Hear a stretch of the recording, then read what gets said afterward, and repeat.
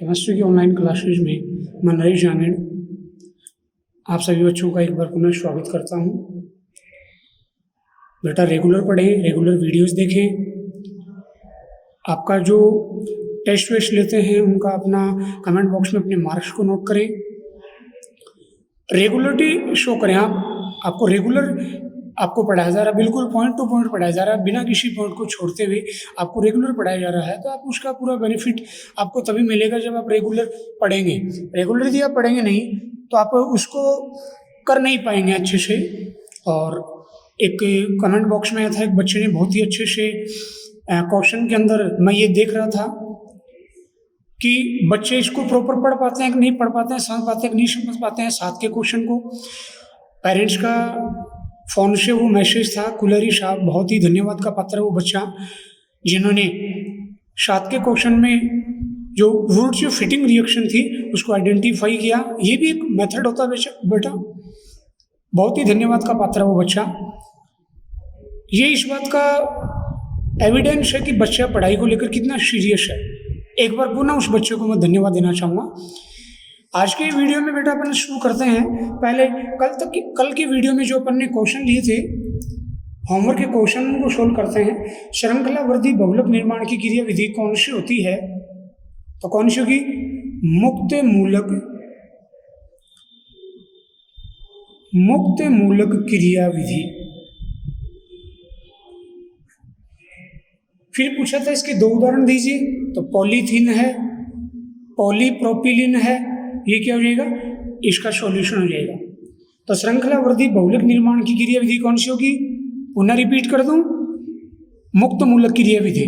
उदाहरण polythene, polypropylene, polystyrene, ये इसके एग्जाम्पल रहेंगे। नेक्स्ट क्वेश्चन होमवर्क का था, सांखिक श्रृंखला बहुलक व रेशेदार बहुलकों के 2 उदाहरण दीजिए। तो सांखिक श्रृंखला बहुलक के उदाहरण ग्लाइकोजन, एमिलोपेक्टिन, HDPE, ये इसके एग्जाम्पल हो जाएंगे बेटा। रेशेदार बहुलक के एग्जाम्पल है अपन तो नाइलॉन डबल स्विक्स, टेरिलिन, प्राकृतिक रेशे जैसे ऊन, कपास, रेयोन, ये सभी क्या हो जाएंगे? रेशेदार बहुलक के एग्जाम्पल हो जाएंगे। आई होप आपके क्वेश्चन सब राइट होंगे। बेटा आप कमेंट बॉक्स में अपने नाम के साथ आप अपने अटेंडेंस भी रेगुलर करवाया करो। कितने बच्चे रेगुलर देख रहे हैं? आप सभी को रेगुलर होना चाहिए। आपको कमेंट बॉक्स में अपने नाम के साथ आपके अपनी अटेंडेंस करवानी चाहिए रेगुलर वीडियोज के अंदर, और पूरे वीडियोज को देखिए और अपने दोस्तों के साथ उसे शेयर करें, जिससे जो काम हम करवा रहे हैं उससे आपको बेनिफिट पूरा मिले। नेक्स्ट क्वेश्चन था, पॉइंट पे आते हैं। क्रियात्मक समूह के आधार पर नाइलॉन डबल स्विक्स किस प्रकार का बहुलक है? Very important question for your competition paper. Polyamide. कैसा बहुलक है? पॉलीएमाइड। क्यों है? क्योंकि इसके अंदर एमाइड बॉन्ड पाया जाता है। ये कौन सा बॉन्ड है? एमाइड बॉन्ड है, इसकी बहुलक श्रृंखलाओं के मध्य पाया जाता है। ये आपका होमवर्क का क्वेश्चन था। आई होप आप यदि रेगुलर पढ़ रहे हैं तो आपके जो होमवर्क के क्वेश्चन है बिल्कुल राइट होंगे। और इस बात को भी आप कमेंट बॉक्स के अंदर आप राइट करके इसको भेजें, जिससे हमें भी आपको ये पता चले कि कितने बच्चे रेगुलर वीडियोस देख रहे हैं, कौन हमारे द्वारा किए गए काम को लेकर बिल्कुल सीरियस है। आज का वीडियो शुरू करते हैं। सहबहुलीकरण के उपयोग। सहबहुलीकरण के उपयोग। देखो बेटा, सहबहुलीकरण के उपयोग ये है, सहबहुलीकरण की प्रक्रिया द्वारा सहबहुलक बनते हैं। राइट? किसी भी सहबहुलक में 2 समबहुलकों की विशेषताएं होती हैं। किसी भी सहबहुलक में 2 समबहुलक, क्या बोल रहा हूं? समबहुलकों की विशेषता होती है। इसका अर्थ ये हुआ, सहबहुलीकरण की प्रक्रिया द्वारा किसी भी सहबहुलक की व्यावसायिक उपयोगिता को बढ़ाया जा सकता है। जैसे उदाहरण ले, नाइलॉन डबल स्विक्स है, उसका गलनांक कम हुआ है, कृष्णीय, कम कठोरता वाला कृष्णीय पदार्थ होता है। पुनः रिपीट कर दूं, नाइलॉन डबल स्विक्स का गलनांक व क्रिस्टलीय नेचर कम होती है यदि उसके अंदर टरफ्थैलिक अम्ल को मिला दिया जाए। नाइलॉन डबल सिक्स में टरफ्थैलिक अम्ल, पीछे की वीडियोज में आपको इसका फॉर्मूला करवाया था, बेंजीन इन पर 1,4 पोजीशन अर्थात आमने सामने 2 COH ग्रुप अटैच कर दिए जाए तो ये इसका मोलिकुलर फॉर्मूला बन जाएगा। तो नाइलॉन डबल सिक्स में टरफ्थैलिक अम्ल मिलाकर सहबहुलीकरण करवा दिया जाए तो इसका क्रिस्टलीय प्रकृति और गलनांक दोनों के दोनों क्या हो जाएंगे, इंक्रीज हो जाएंगे। ऐसे अपन और उदाहरण लेना चाहें, स्टाइरिन का ब्यूटाडाइइन के साथ कोपोलीमराइजेशन कर दें, सहबहुलीकरण कर दें तो इससे बना हुआ जो रबड़ है, जो पॉलीमर होगा बहुत ही useful, Buna S, S for styrene, BU for butadiene और Na फॉर Na कैटालिस्ट होगा। बच्चों को कोचिंग क्लासेज में इसके बारे में पढ़ाया जाता है। तो ब्यूना ऐश स्टाइरिन को का ब्यूटाडाइइन के साथ सहबहुलीकरण करवाएं तो प्राप्त होगा जो बहुत ही यूजफुल है, एक अच्छी क्वालिटी का पॉलीमर है जिसका अपन डेली लाइफ में यूज करते हैं। आगे के वीडियोज में अपन इसके बारे में, इसके निर्माण के बारे में अपन पढ़ेंगे। ऐसे अपन नया एग्जाम्पल और लेना चाहें, सहबहुलीकरण के द्वारा अपन किस तरह से बहुलकों की व्यावसायिक उपयोगिता को बढ़ा सकते हैं। ऐसे ही स्टाइरिन के साथ 20 से 30% एक्रिलोनाइट्राइल मिला दिया जाए, एक्रिलोनाइट्राइल, इसको मिलाकर सहबहुलीकरण कर दें तो बना हुआ जो पॉलीमर होगा वो हाइड्रोकार्बन व धशकों के प्रति मजबूत होगा। तो ये सहबहुलीकरण के उपयोग हैं जिसके द्वारा अपन किसी बहुलक की व्यावसायिक उपयोगिता को अपन बढ़ा सकते हैं। उसके बाद का जो पॉइंट है बेटा नेक्स्ट है, पहले अपने यहाँ एक क्वेश्चन लेते हैं एक्सरसाइज के लिए कि बहुलीकरण की क्रिया विधि के आधार पर योगात्मक व संगणन बहुलकों के नाम बताइए। वेरी वेरी इंपॉर्टेंट, बहुत इंपॉर्टेंट क्वेश्चन है बेटा, जिसके बारे में मैंने पिछले वीडियो में भी चर्चा की थी। पुनः रिपीट कर दूं क्वेश्चन को कि बहुलीकरण की क्रिया विधि के आधार पर योगात्मक बहुलक का नाम क्या होगा और संगणन बहुलकों के क्या नाम होंगे। तो सॉल्यूशन क्या होगा बेटा, सॉल्यूशन इज, देखो योगात्मक जो बहुलक है उनको बोलते हैं श्रृंखला वृद्धि बहुलक, चैन ग्रोथ पॉलीमर्स, जबकि संगणन बहुलक जो होते हैं, संगणन बहुलकों को बोलते हैं पदंशः वृद्धि बहुलक, step growth polymer. Very very important question है, अच्छे से इसको तैयार करेंगे। नया क्वेश्चन लेते हैं एक्सरसाइज के लिए, काफी इंपॉर्टेंट क्वेश्चन। योगात्मक व संगणन बहुलीकरण में 2 विभेद लिखिए। योगात्मक व संगणन बहुलीकरण में 2 विभेद लिखिए। तो विभेद की अपन बात करें तो सॉल्यूशन में पहला, योगात्मक बहुलकन में समान या भिन्न असंतृप्त एकलक अणु आपस में जुड़कर बहुलक का निर्माण करते हैं, जबकि संगणन बहुलकन की प्रक्रिया में 2 या अधिक प्रकार के एकलक जो द्विक्रियात्मक समूह युक्त हो संगणन क्रिया द्वारा बहुलक का निर्माण करते हैं। तो पहला तो ये पॉइंट हो गया।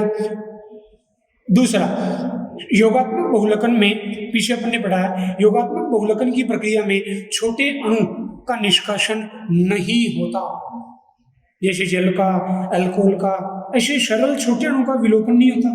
जबकि संगणन की प्रक्रिया में जब एकलक जुड़कर बहुलक का निर्माण करते हैं तो छोटे व सरल अणु जल, अल्कोहल, अमोनिया, HCl इनका विलोपन होता है। तो काफी इंपॉर्टेंट क्वेश्चन बेटा, इस पे क्वेश्चन बिल्कुल एग्जाम में आ सकता है। नेक्स्ट क्वेश्चन एक्सरसाइज के लिए, पॉलीएमाइड बहुलक क्या होते हैं। बहुत इंपॉर्टेंट चैप्टर, जरूर थियोरेटिकल है बट आपको बता दूं बहुत ही इंपॉर्टेंट चैप्टर है, बहुत ही इंटरेस्टेड चैप्टर है, जिसको बहुत अच्छे से तैयार कर सकते हैं। बट इसके लिए कंडीशन आप रेगुलर वीडियोस देखिए और जो क्वेश्चंस करवाए जा रहे हैं उनसे आपको एक डायरेक्शन दिया जा रहा है। क्वेश्चंस करवाने का पर्पज यही है, आपको एक डायरेक्शन दिया जा रहा है बेटा, उस डायरेक्शन में आपको काम करना जिससे आपका रिजल्ट बहुत ही बेटर आए। इसके लिए आपको रेगुलर वीडियोस को देखना और रेगुलर काम करना होगा। चलिए, पॉलीएमाइड बहुलक क्या होते हैं, उदाहरण दीजिए। तो ऐसे बहुलक जिनमें बहुलक श्रृंखलाओं के मध्य एमाइड बंध पाए जाते हैं। कौन से बंध पाए जाते हैं, मैंने अभी बताया इसी वीडियो में। ये कौन सा बॉन्ड होता है, एमाइड। एमाइड बॉन्ड बहुत सारे उपस्थित हों उनको बोलते हैं पॉलीएमाइड। पॉलीएमाइड उदाहरण लेना चाहिए इसके, nylon double six, nylon double six, nylon six क्या हो जाएंगे, इसके एग्जाम्पल हो जाएंगे। बेटा कोशिश कर रहे हैं ज़्यादा से ज़्यादा कवर करें, अपन कंपटीशन के मैटर को भी अपन कवर करें। इसके लिए आप देख रहे हैं मैं आपके 12th के मैटर से भी आपको और क्वेश्चन हैं, आपका प्रॉपर नॉलेज हो, हर प्रकार के क्वेश्चन को आप सोल्व कर पाएँ। इसके लिए बाहरी मैटर को भी जितना हो रहा है समय को ध्यान में रखते हुए एक इंटरेस्टेड वीडियो टाइम मैनेज को देखते हुए अपन उसको इंक्लूड कर रहे हैं। नेक्स्ट एक क्वेश्चन लेते हैं होमवर्क के लिए, जिसको आप करेंगे होमवर्क।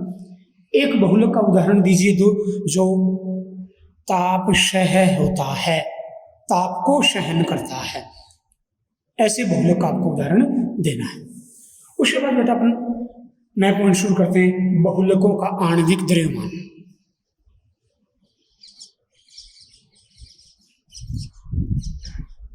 बहुलकों का आणविक द्रव्यमान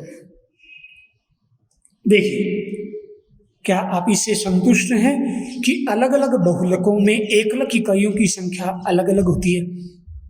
यस यस। जैसे मैं एक उदाहरण ले रहा हूं, एक पॉलीमर के अंदर बहुलक निर्माण के दौरान सपोज दैट 200 एकलक अणु आपस में जुड़ते हैं, तो क्या ये बहुलीकरण की जो मात्रा 200 क्या प्रत्येक बहुलक में समान होगी? नहीं होगी। इट मीन्स अलग अलग बहुलक अणुओं में एकलक अणुओं की संख्या भिन्न भिन्न होती है। किसी में जैसे एग्जाम्पल लिया मैंने 200, किसी में 190 हो, किसी में 250, 250, किसी में 500। इट मीन्स इसका अर्थ ये हुआ, मैं ये कहना चाह रहा हूं कि अलग अलग बहुलक अणुओं में एकलक अणुओं की संख्या अलग अलग होती है। इट मीन्स बहुलकों का आणविक द्रव्यमान एक समान नहीं होता। जब एक समान आणविक द्रव्यमान नहीं होता तो बहुलकों के आणविक द्रव्यमान को सदैव एक औसत के रूप में दर्शाते हैं। यदि मैं डायरेक्ट ये कहता कि बहुलकों के द्रव्यमान को औसत के रूप में दर्शाते हैं तो आपकी बात प्रॉपर समझ में नहीं आती, इसलिए मैंने इनको एग्जाम्पल लिया कि भिन्न भिन्न बहुलक अणुओं में एकलक अणुओं की संख्या भिन्न भिन्न होती है। इसी को मैं यूं कह सकता हूं कि विभिन्न बहुलकों में बहुलीकरण की मात्रा भिन्न भिन्न होती है। अतः बहुलकों के आणविक द्रव्यमान को एक औसत के रूप में दर्शाया जाता है। जब बहुलक अणुओं के आणविक द्रव्यमान को अपन ज्ञात करना चाहिए, अगली जो इंपॉर्टेंट बात है, कौन सी विधियों के द्वारा किसी बहुलक के आणविक द्रव्यमान का मापन किया जा सकता है? तो कौन सी होगी? रासायनिक विधि, भौतिक विधियों के द्वारा। रासायनिक विधियों के द्वारा और भौतिक विधियों के द्वारा अपन किसी बहुलक के आणविक द्रव्यमान का मापन कर सकते हैं। अब किसी बहुलक के आणविक द्रव्यमान को जब औसत के रूप में दर्शाते हैं तो औसत अनुभार को अपन दो प्रकार से दर्शा सकते हैं। बहुत ही इंपॉर्टेंट वीडियो रहने वाला, क्योंकि यहाँ से बेटा न्यूमेरिकल पोर्शन आएगा। ऑर्गेनिक केमिस्ट्री में न्यूमेरिकल, जनरली ऑर्गेनिक अपनी जो 12th के सिलेबस में फिजिकल केमिस्ट्री में आते हैं, चैप्टर 1, 2, 3, 4 न्यूमेरिकल पोर्शन, जबकि आपके ऑर्गेनिक केमिस्ट्री में यहाँ न्यूमेरिकल 2 टाइप के न्यूमेरिकल दे रखे हैं। बहुलकों के आणविक द्रव्यमान औसत अणुभार को अपन दर्शाते हैं 2 प्रकार से। पहला है संख्या औसत अणुभार, संख्या औसत अणुभार, जिसको डिनोटेट करते हैं m बार n के द्वारा। m बार n ये क्या होता है? बहुत ही सिंपल कि किसी भी बहुलक नमूने में विभिन्न बहुलकों के अणुभारों के योग में बहुलक अणुओं की कुल संख्या का भाग दे दें तो प्राप्त अणुभार बहुलक नमूने का संख्या औसत अणुभार कहलाता है। जनरली आप छोटी क्लासों में पढ़ के आए हो औसत गणित के अंदर राशियों का योग बट्टे राशियों की संख्या। तो ऐसा ही तो यहाँ है, किसी बहुलक नमूने में विभिन्न बहुलक अणुओं के अणुभारों के योग में बहुलक अणुओं की संख्या का भाग दे दे तो प्राप्त बहुलक का औसत अणुभार आणविक द्रव्यमान क्या कहलाएगा? संख्या औसत अणुभार। इट मीन्स संख्या औसत अणुभार बराबर बहुलक नमूने का कुल भार, बहुलक नमूने का कुल भार बट्टे बहुलक अणुओं की कुल संख्या। बहुलक अणुओं की कुल संख्या। देखिए बेटा, बिल्कुल मैथमेटिक्स, राशियों का योग बट्टे राशियों की संख्या, बिल्कुल है ना, उसी वे में। माना कोई बहुलक नमूना है, उस बहुलक नमूने के अंदर जो बहुलक अणुओं की संख्या है, सपोज दैट N1 प्रकार के जो बहुलक अणु हैं उनका अणुभार M1 है, N2 प्रकार के अणु हैं उनका अणुभार है M2, सिमिलरली N3 का M3 etcetera. It means Ni बहुलक अणुओं का अणुभार Mi हो तो संख्या औसत अणुभार M bar N is equal to क्या होगा? N1 M1 plus N2 M2 plus dot dot dot dot plus Ni Mi बट्टे N1 plus N2 plus dot dot dot plus Ni। और मैथमेटिक्स में आप जैसा पढ़ के हो, टोटल जो योग होता है उसको अपन सिग्मा के द्वारा डिनोटेट करते हैं, सिग्मा Ni Mi बट्टे सिग्मा Ni। इसके द्वारा न्यूमेरिकल को सोल्व करेंगे। वेरी इंपॉर्टेंट फॉर्मूला, पुनः रिपीट कर दूं, किसी बहुलक नमूने में उपस्थित विभिन्न बहुलक अणुओं के अणुभारों के योग में बहुलक अणुओं की कुल संख्या का भाग दे दें तो ज्ञात अणुभार संख्या औसत अणुभार कहलाता है। माना बहुलक नमूने में N1 जो बहुलक अणु है उनका आणविक द्रव्यमान M1 है, N2 बहुलक अणुओं का आणविक द्रव्यमान M2 है। इसी तरह से Ni बहुलक अणुओं का आणविक द्रव्यमान Mi है। तो फॉर्मूला फाइनली क्या बन गया? संख्या औसत अणुभार बराबर सिग्मा Ni Mi बट्टे सिग्मा Ni, जहां Ni I प्रकार के अणुओं की संख्या को दर्शाता है जबकि Mi I प्रकार के अणुओं का अणुभार होगा। ये संख्या को दर्शाता है जबकि Mi अणुभार को शो करता है। अब यहाँ एक कॉम्पिटेटिव लाइक एक छोटा सा इंपॉर्टेंट क्वेश्चन बनता है कि संख्या औसत अणुभार का मापन किसके द्वारा करते हैं? एक अणुसंख्यक गुणधर्म पर आधारित विधि है प्राशन दाब मापन। प्राशन दाब मापन अणुसंख्यक गुणधर्म पर आधारित विधि है। Very very important. अणुसंख्यक गुणधर्म अपन 2 के चैप्टर में पढ़ेंगे, सॉल्यूशन के चैप्टर में केमिस्ट्री फर्स्ट में, कि किसी तनु विलयन के ऐसे गुणधर्म जो विलयन में उपस्थित विलय के कणों की संख्या पर निर्भर करते हैं, विलयन के कोलिगेटिव प्रॉपर्टीज अणुसंख्यक गुणधर्म कहलाते हैं। और प्राशन दाब अणुसंख्यक गुणधर्म है, उसका उदाहरण 2 के चैप्टर में आपको पढ़ाया जाएगा। काफी इंटरेस्टेड और प्रैक्टिकल से रिलेटेड चैप्टर है, जिसमें अक्सर न्यूमेरिकल का क्वेश्चन 12th में और कंपटीशन के पेपर में भी अक्सर पूछे जाते हैं। तो मैं ये कहना चाह रहा हूं कि संख्या औसत अणुभार का मापन प्राशन दाब मापन जैसी अणुसंख्यक गुणधर्म विधि के द्वारा किया जाता है। ये आपको याद रखना है, वेरी इंपॉर्टेंट है। 12th में भी पूछ सकते हैं 1 मार्क का क्वेश्चन और कंपटीशन में भी आपके काम आएगा। अब अपन एक न्यूमेरिकल लेते हैं, इसके ऊपर एक न्यूमेरिकल सोल्व करते हैं इस संख्या औसत अणुभार का। किसी बहुलक नमूने में 20 अणुओं का अणुभार 20,000 है, 40 अणुओं का अणुभार 40,000 है। एक क्वेश्चन बना रहे न्यूमेरिकल। तो बहुलक नमूने में बहुलक का संख्या औसत अणुभार ज्ञात करो। वेरी इंपॉर्टेंट और बहुत ही इजी न्यूमेरिकल होते हैं ये जो बहुलक के आणविक द्रव्यमानों से संबंधित न्यूमेरिकल है। तो काफी इंटरेस्टेड वीडियो है, रेगुलर देखना और पूरा देखना बेटा, जिससे आपको ये न्यूमेरिकल इजी बोर्ड में आता है। अभी तक क्वेश्चन नहीं है वे, सिलेबस चेंज होने के बाद आपके क्वेश्चन आपके पेपर में आ सकते हैं, तो बिल्कुल ईजी है, आपको ये बिल्कुल नॉर्मल वे में इसको सही राइट कर सकते हैं। सॉल्यूशन करते हैं, सॉल्यूशन में पहले फॉर्मूला राइट करना होता है, जैसे आप गणित में पढ़ गए हो, हमेशा सोल्व करते हैं तो फॉर्मूला राइट करते हैं पहले, सिग्मा एन आई एम आई बट्टे सिग्मा एन आई।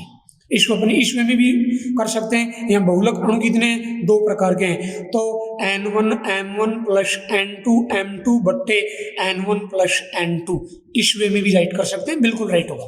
देखिए बेटा, N1 वैल्यू कितनी है, 20 गुणा M1 20,000 प्लस N2 गुणा M2, N2 कितने 40, M2 कितना है 40,000 बट्टे N1 प्लस N2, N1 कितना है 20, N2 कितना है 40। Very simple. देखिए बेटा, 2 दूनी 4, 0 कितने हो गए 4, इसमें 1, इसमें 5, इसमें भी कितने रहने हैं 5। तो क्या मैं इसको ऐसे राइट कर सकता हूँ, देखिए बेटा, 2 दूनी 4, 4 4 16, रफ कर रहा हूँ, 16 और 4 कितने हो गए 20, और 20 के आगे एक 20 का 0, 5 ही रहा, 2 गुणा 10 की घात 6, क्या राइट कर सकता हूँ, पुनः रिपीट कर दो, 2 दूनी 4, 4 4 16, दोनों के बीच में प्लस का निशान है, 16 और 4 कितने हो गए 20, 20 का एक 0 और 4, देखिए बेटा 2 और 2 4, 1 5, ऐसे 5 0, यहाँ 5 ये 1 0 20 का, तो 10 की घात कितनी हो गई 6, और 20 और ये कितने हो गए 60। इसको सोल्व करेंगे तो अपना आंसर आएगा 33,333.33, ये आपका आंसर होगा।